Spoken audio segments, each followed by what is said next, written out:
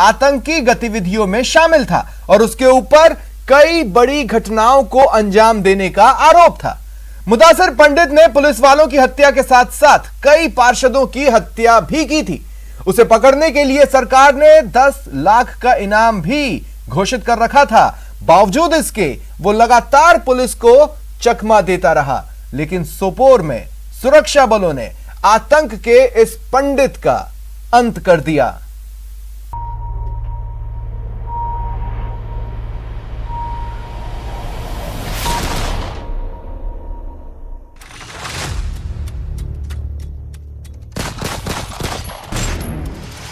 Most wanted हाफिज का killer commander ढेर।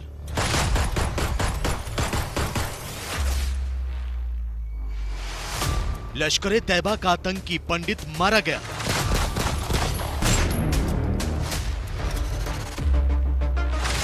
कश्मीर घाटी में ऑपरेशन, लाहौर में मातम।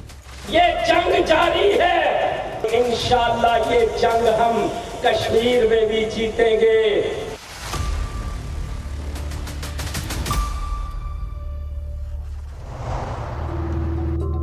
मुंबई हमलों का मास्टरमाइंड और लश्कर-ए-तैयबा के सरगना हाफिज मोहम्मद सईद ने कश्मीर घाटी में दहशत का साम्राज्य स्थापित करने के लिए अपने सबसे भरोसेमंद आतंकी मुदस्सिर पंडित को तैयार किया था।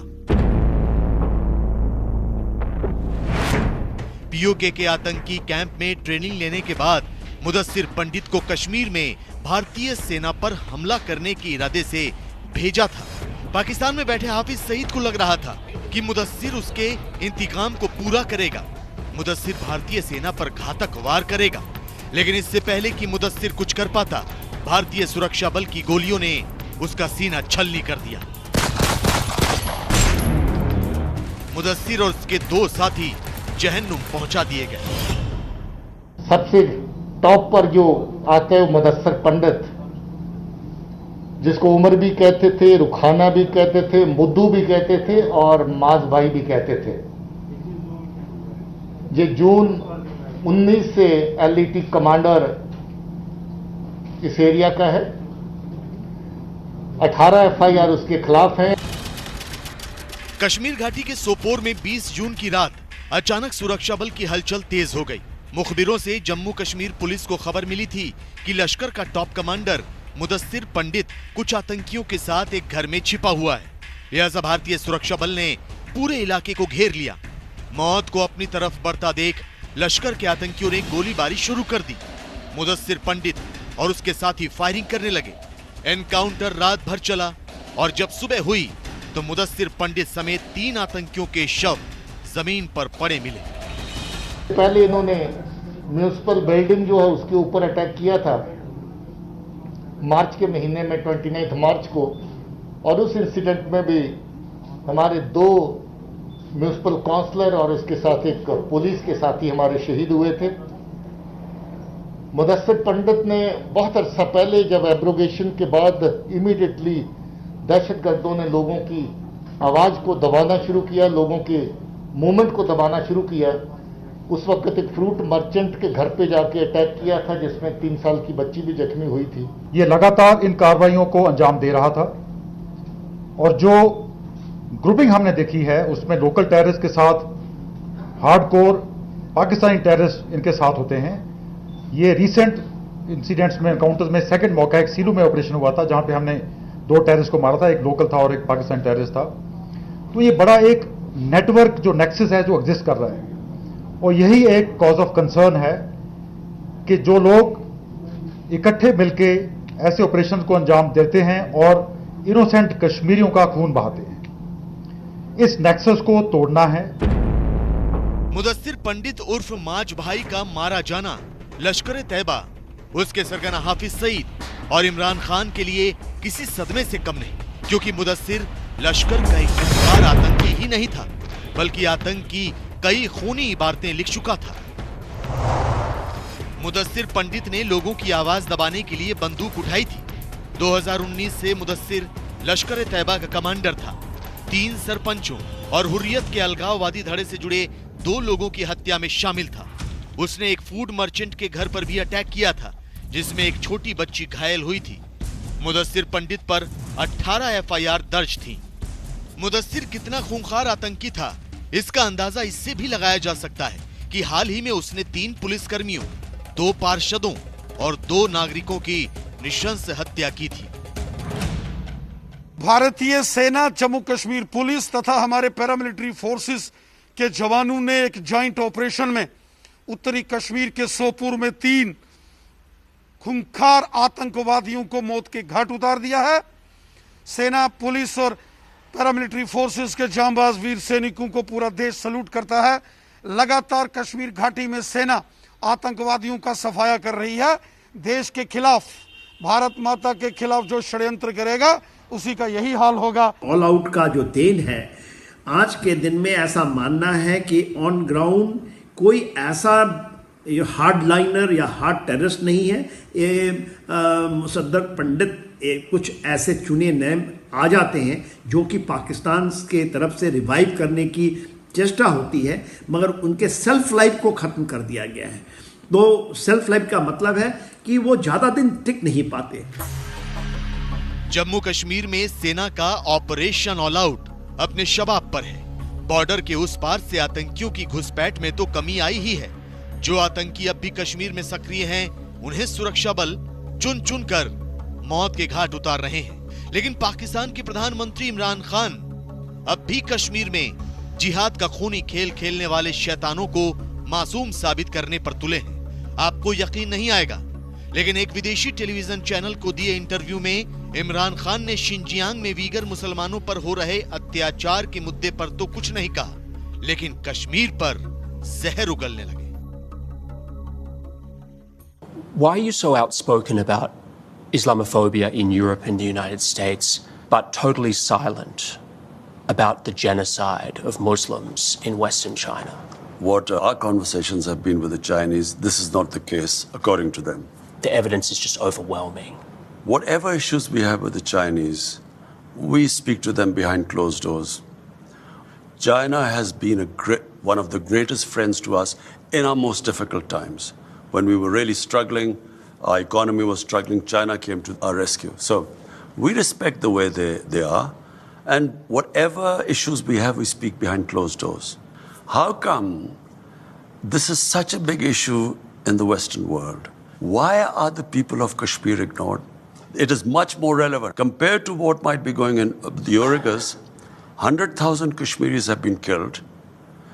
There are 800,000 Indian troops which have literally, it's an open prison in Kashmir. 9 million Kashmiris are put there. Why is that not an issue? So I think it's hypocrisy.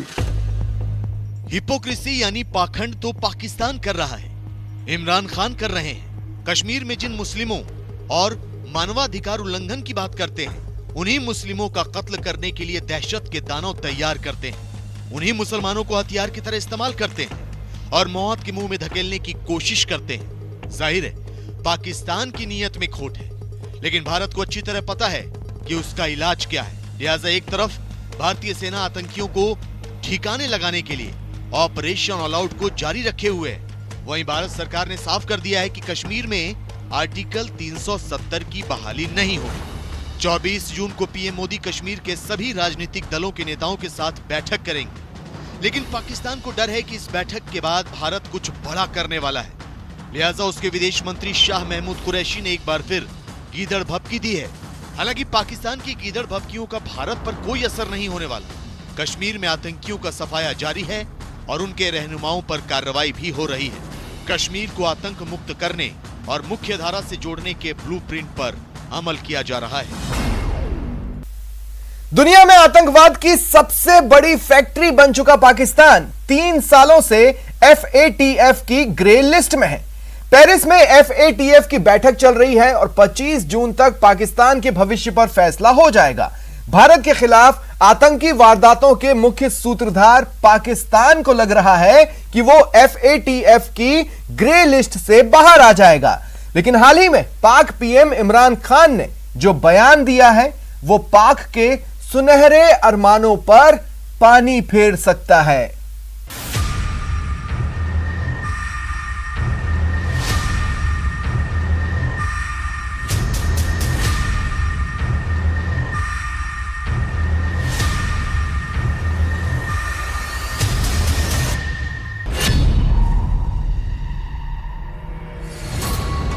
Imran Khan की धड़कनें तेज हो गई हैं। पेरिस में एफएटीएफ की बैठक शुरू हो गई है, जिससे इस्लामाबाद में हड़कंप मचा हुआ है।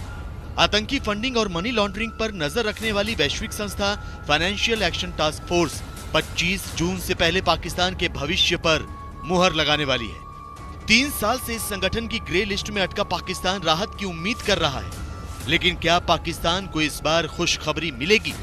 इस सवाल का जवाब जानने से पहले आपको बता दें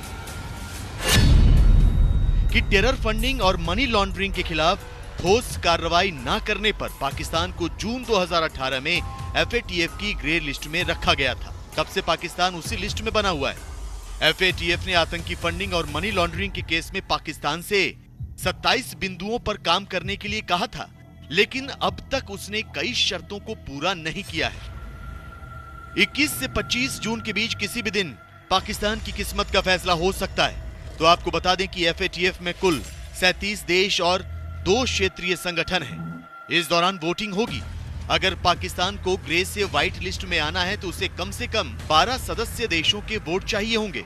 लेकिन अमेरिका और फ्रांस जैसे कई देशों को आशंका है कि अगर पाकिस्तान ग्रे लिस्ट से बाहर आ गया, उसे पाबंदियों से राहत मिल गई, तो इसका फायदा वहां मौजूद आतंकी संगठन उठा सकते हैं। ऐसे में बहुत मुश्किल है कि पाकिस्तान ग्रे लिस्ट से बाहर आए।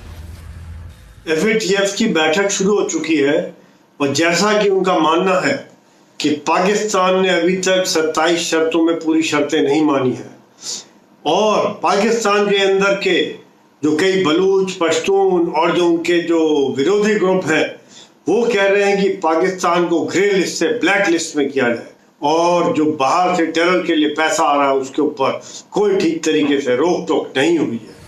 पाकिस्तान आतंक की पैरोकारी करता रहा है, लिहाजा एफएटीएफ ने उस पर शिकंजा कभी ढीला नहीं किया। देखिए कैसे आतंकिस्तान अब तक एफएटीएफ के रडार पर रहा है। साल 2008 में पाकिस्तान पहली बार एफएटीएफ की ग्रे लिस्ट में आया। इसके बाद 2009 में वो इस लिस्ट से बाहर आ गया, लेकिन 3 साल बाद यानी 2012 में उसे एक बार फिर ग्रे लिस्ट में डाल दिया गया। 4 सालों तक ग्रे लिस्ट में रहने के बाद 2016 में वो इससे बाहर आया, लेकिन 2018 में एक बार फिर एफएटीएफ ने उस पर शिकंजा कसा और ग्रे लिस्ट में डाल दिया। तब से लेकर अब तक आतंकिस्तान ग्रे लिस्ट की ही शोभा बढ़ा रहा है। अब यह समझना भी जरूरी है कि पाकिस्तान के लिए ग्रे लिस्ट किस तरह काल साबित हो रहा है। दरअसल किसी भी देश के एफएटीएफ की ग्रे लिस्ट में होने का सीधा असर उसे मिलने वाले विदेशी निवेश पर पड़ता है। आयात, निर्यात और आईएमएफ और एडीबी जैसी अंतर्राष्ट्रीय संस्थाओं से कर्ज मिलने में भी अड़चनें आती हैं। ई कॉमर्स और डिजिटल फाइनेंसिंग में भी इसकी वजह से मुश्किल खड़ी होती है। जब सबूतों से यह साबित हो जाता है कि किसी देश से टेरर फाइनेंसिंग और मनी लॉन्ड्रिंग हो रही है और वो इन पर लगाम नहीं कस रहा, तो उसे ब्लैक लिस्ट में डाल दिया जाता है। पाकिस्तान पर फिलहाल इसी तरह का खतरा मंडरा रहा है। ऊपर से पाकिस्तान के नीति निर्माता खुद जिस तरह आतंक की रहनुमाई कर रहे हैं, उससे पाकिस्तान की मुश्किलें बढ़ने की आशंका जताई जा रही है। अमेरिका बार बार पाकिस्तान से अफगान बॉर्डर के पास एक एयर बेस देने की मांग कर रहा है, लेकिन तालिबान का पक्ष लेते हुए पाकिस्तान के प्रधानमंत्री इमरान खान ने साफ शब्दों में इससे इनकार कर दिया है। Will you allow the American government to have CIA here in Pakistan to conduct cross-border counter-terrorism missions against Al-Qaeda, ISIS, or the Taliban? Absolutely not. There's no way we're going to Seriously? allow any bases, any sort of action from Pakistani territory into Afghanistan. Absolutely not. साफ है, पाकिस्तान की मौजूदा सरकार खुलेआम आतंकी संगठन तालिबान का पक्ष ले रही है। तो शायद यही वजह है कि पाकिस्तान के सांसद भी इमरान सरकार में विदेश मंत्री शाह महमूद कुरैशी को तालिबान का विदेश मंत्री कह रहे हैं। देखिए कैसे पाकिस्तान के ही एक सांसद ने आतंक के मुद्दे पर इमरान खान की पोल खोल दी। परसों हमारे वजीर खारजा साहब का एक इंटरव्यू में देख रहा था, एक मीडिया चैनल के साथ उनका इंटरव्यू था और उस इंटरव्यू में वो तालिबान को ऐसे डिफेंड कर रहे हो, ऐसे तालिबान को ऐसे डिफेंड कर रहे थे जैसे कि वो पाकिस्तान के वजीर खारजा नहीं तालिबान के वजीर खारजा हो। और शायद फिर उनको, क्योंकि वो कंट्रोल करने वाले तालिबान वो एक ही लोग हैं, शायद उनको इजाफी चार्ज दिया गया हो। जाहिर है पाकिस्तान के सांसद का सच बयां करना और इमरान का अमेरिका को एयरबेस देने से इनकार करना मुश्किलों का सबब बन सकता है। पाकिस्तान पर अमेरिका की नजरें टेढ़ी हो सकती हैं और अगर ऐसा हुआ तो FATF की ग्रे लिस्ट से बाहर आना उसके लिए लगभग नामुमकिन हो जाएगा। पाकिस्तान के आका चीन के शासक शी जिनपिंग को अब अपनी कुर्सी पर खतरा नजर आने लगा है। वो भी इसलिए कि जिनपिंग को ऐसा लगने लगा है कि उसके कई करीबी अब उनकी सत्ता के दुश्मन बनते जा रहे हैं। सत्ता की गद्दी से बेदखल होने की आशंका से ग्रस्त शी ने अपने पार्टी के कई नेताओं को शपथ दिलाई कि वो शी से गद्दारी नहीं करेंगे। हालांकि जिनपिंग को यह बखूबी पता है कि ऐसी कवायदों से तो वो अपनी कुर्सी बचाने में कामयाब नहीं होगा, वो भी उस स्थिति में जब शी के सबसे बड़े राजदार ने बाइडेन की शरण में जाकर शी के वुहान वायरस से जुड़े हर राज को बेपर्दा कर दिया।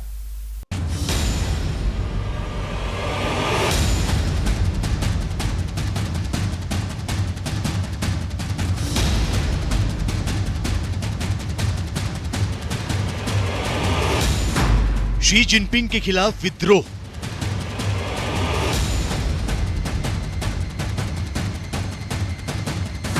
शी के करीबी ने बिगाड़ा खेल।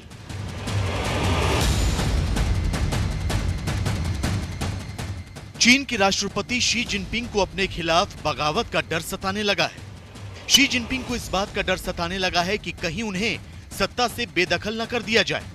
खुद को शक्तिशाली बनाकर आजीवन राष्ट्रपति घोषित करने वाले शी जिनपिंग को अब अपनी कुर्सी की फिक्र होने लगी है। यही वजह है कि उन्होंने सत्तारूढ़ कम्युनिस्ट पार्टी के शताब्दी समारोह से पहले पार्टी के वरिष्ठ नेताओं को सार्वजनिक रूप से वफादारी की शपथ दिलाई।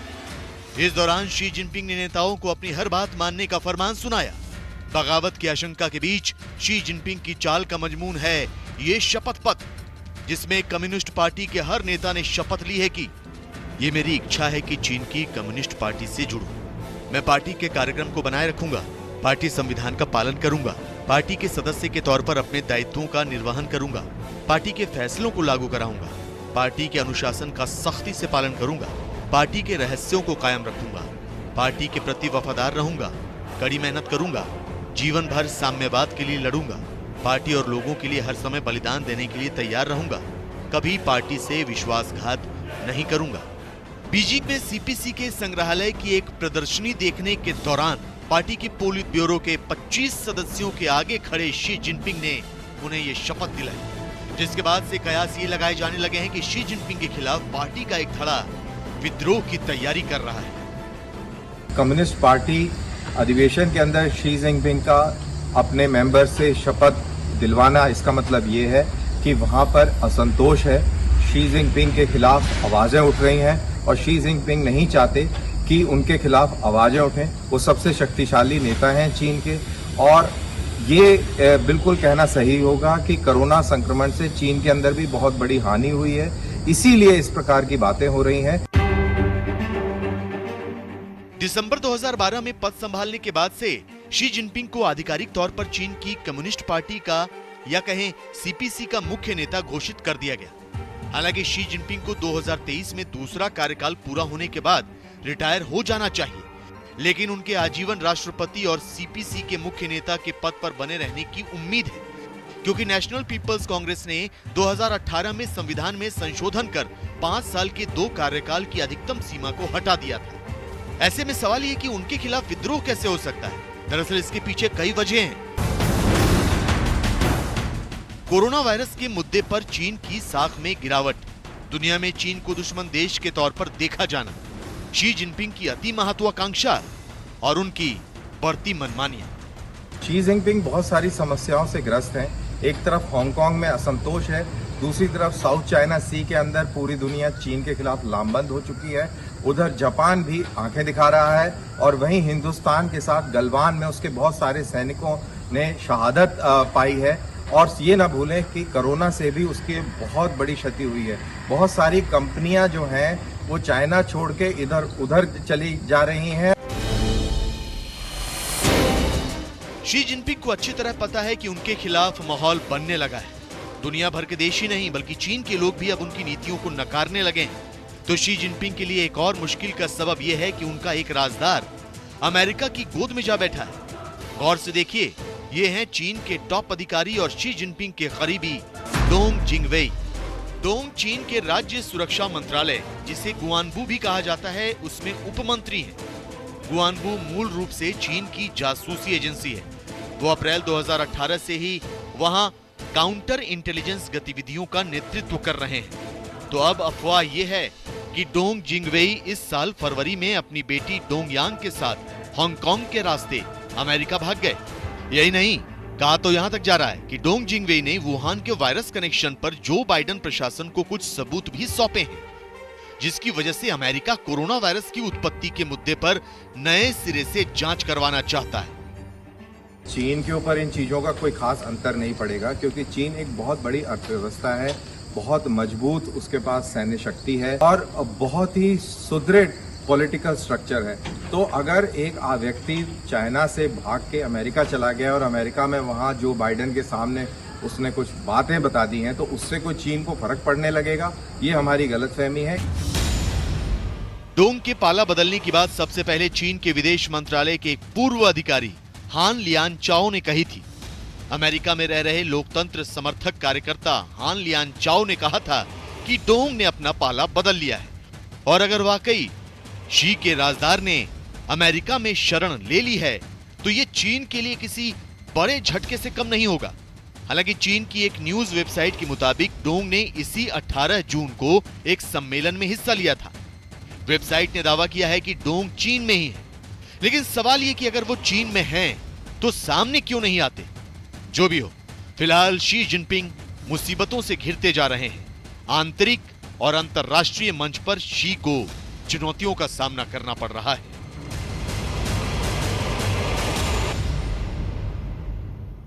फिलहाल इतना ही, दीजिए इजाजत, नमस्कार।